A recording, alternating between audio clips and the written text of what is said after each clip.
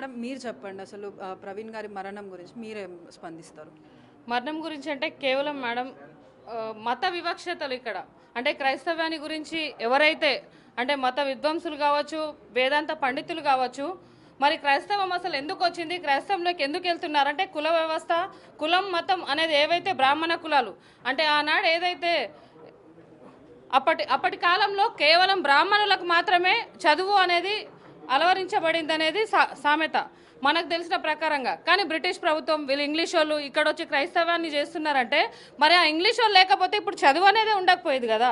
ఇప్పుడున్న పెద్దవాళ్ళంతా కూడా మంచి మంచి మిషనరీ స్కూల్స్లో వాళ్ళు ఆదరిస్తే చదువుకొని ఇప్పుడు వాళ్ళనే తిరగబడడం ఎంతవరకు కరెక్ట్ సమాజంలో. ఇంకోటి, ఏ క్రైస్తవుడు కూడా హిందూ మీద కానీ ముస్లిం మీద కానీ ఏనాడు కూడా ఎటువంటి వివక్ష చూపించలేదు. ఇప్పుడు మరి అట్లాంటి వివక్షత క్రైస్తవుల మీద ఎందుకు? మేము కూడా మీలో ఒకరిమే కదా, మేము ఎక్కడి నుండో వచ్చి ఎక్కడో పుట్టి ఇక్కడికి రాలేదు.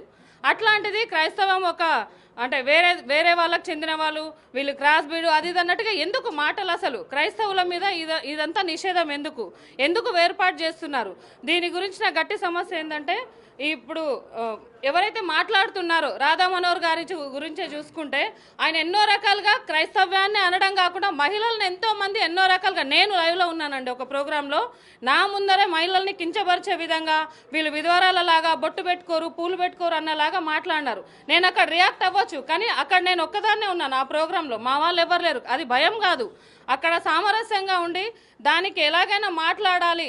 అదేవిధంగా ఇప్పుడున్న సమాజం మరి అతనికి ఏంటి, మరి అతను ఎందుకు మా వాళ్ళు తిరుగుబాటు చేయలేకపోగా మరి ఇప్పుడుంటున్న మత పెద్దలు, మత బోధకులు ఎవరైతే పేరుగాంచిన వాళ్ళు ఉన్నారో అది ఇరు రాష్ట్రాలు, ఆంధ్రప్రదేశ్లో కావచ్చు, మన తెలంగాణ రాష్ట్రంలో కావచ్చు, అసలు క్రిస్టియన్స్ బోధకులు ఉన్నంత అంటే బెనిఫిట్లో కావచ్చు, పెద్దలుగా అది డబ్బులో అయినా సరే, పేరులో కావచ్చు, పరపతిలో కావచ్చు, అంటే మెంబర్స్లో కావచ్చు, క్రౌడ్ పీపుల్గా వాళ్ళు ఒక్క మాట చెప్తే లక్షలాది మంది కదులుతారు. మరి అట్లాంటి వాళ్ళకి గవర్నమెంట్లతో, అటు గవర్నమెంట్ కావచ్చు, ఇటు తెలంగాణ గవర్నమెంట్కి కావచ్చు సత్సంబాలు ఉన్నాయి. మరి వీళ్ళు గవర్నమెంట్ని, అదే గవర్నమెంట్ని, ఆ సీఎంలను కావచ్చు, ప్రభుత్వ మినిస్టర్స్ని కావచ్చు, అందులో ఉన్న వీళ్ళు మత బోధకులే కాకుండా మినిస్టర్స్ ఎవరైతే క్రైస్తవ పెద్దలుగా ఎవరైతే పేరుగాంచి ఉన్న వాళ్ళు ఎందుకు నోరు తెరవట్లేదు వీటిపైన? కేవలం ఇప్పుడు పౌర మానవ హక్కుల సంఘం వాళ్ళు, ఇక్కడ ఉన్నటువంటి లీడర్స్గా పిలువబడే పాస్టర్స్ కూడా చాలా మంది ఉన్నారు, అదేవిధంగా మహిళా నాయకులు కూడా ఉన్నారు. వీళ్ళు మాత్రమే పోరాడి ఎంతవరకు పైన వరకు తీసుకెళ్లగలుగుతారు ఈ మ్యాటర్ని? ఇది కేవలం కేంద్ర రాష్ట్ర ప్రభుత్వాలు గట్టి నిర్ణయం తీసుకోవాలి దీనిపైన. మన మత బోధకులు ఎవరైతే పెద్దవాళ్ళుగా పేరుగాంచిన వాళ్ళు ఉన్నారో కేవలం వాళ్ళకు వచ్చే చందాలని బట్టి కాదు, వాళ్ళకు వచ్చే ప్రాఫిట్స్ని బట్టి కాదు, కానీ వాళ్ళు కూడా నోరు తెరిస్తే చాలా బాగుంటుంది. మరి అదేవిధంగా దీనికి కేంద్ర రాష్ట్ర ప్రభుత్వాలు సహకరించాలని మా యొక్క విజ్ఞప్తి. మేమందరం కలిసికట్టుగా దీనికి ఏదైతే మత సామరస్యానికి పాల్పడుతుంటున్నారో చర్యకి ప్రతి చర్య తీసుకోక ముందే, అంటే మేమందరం కూడా ప్రతిదండనకు దిగక ముందే మీరందరూ కూడా జాగ్రత్త పడాలి. దానికి ముఖ్య ప్రాధాన్యత కేంద్ర రాష్ట్ర ప్రభుత్వాలని విన్నవించుకుంటున్నాము. దయచేసి అందరూ పెద్దలు ఎవరైతే ఉన్నారో చేయవలసిన వారిని, అంటే ముందుకు వచ్చిన వారిని, ఇప్పుడు మొన్న ఇజ్రాయెల్ అంకుల్ని చంపేశారు, నిన్న ప్రవీణ్ని, రేపు ఎవరో అంటే బీజేపీ వాళ్ళు పెట్టారు కూడా, అంటే మేము చూసాము విజువల్స్లో. నెక్స్ట్ అజయ్ పాస్టర్ అని చెప్పి టార్గెట్, అజయ్ బాబు పాస్టర్ అని టార్గెట్ పెట్టారు. మరి అది ఏమవుతుందో మీ కళ ఉంది, మాకైతే తెలియదు వాళ్ళు ఎక్కడుంటారో ఏముంటారో, కేవలం మేము చెప్పుకోదగిన వాళ్ళమే. ఎక్కడున్నా ఇప్పుడు మరి ఎందుకు వచ్చింది క్రైస్తవం అనేది ముఖ్యం. మరి వీళ్ళందరూ కూడా బెనిఫిట్స్ ప్రకారంగా కుల వివక్ష, మత వివక్ష వల్లనే కేవలం క్రైస్తవం అనేది ఎదిగించబడింది.